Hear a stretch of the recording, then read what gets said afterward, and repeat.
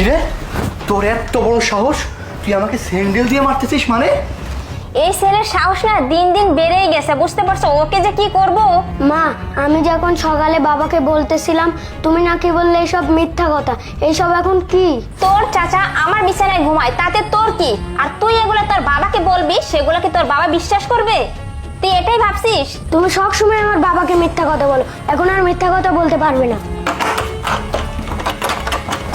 আরে এই সিয়াম, দরজা খুল। কি রে, দরজাটা খুল। না, আমি দরজা খুলবো না। তুমি যদি আমার মাই হইতে তাহলে আমাকে এইভাবে ধরে মারতে না। দেখছো নয়ন, আমার ছেলেটা মুখে মুখে তর্ক করতেছে, এখন আমি কি করব বুঝতেই তো পারতেছি না। তুমি সেটা নিয়ে তর্ক নিয়ে পড়ে আসো। আমার ভাই যদি এসে দেখে যে আমি তোমার সাথে একটা রুমের মধ্যে আটকা আছি, তাহলে আমার কি হবে বুঝতে পারছো? আমার মান সম্মানটা কই যাবে? আরে তোমার কথা বাদ দাও, আমার ছেলে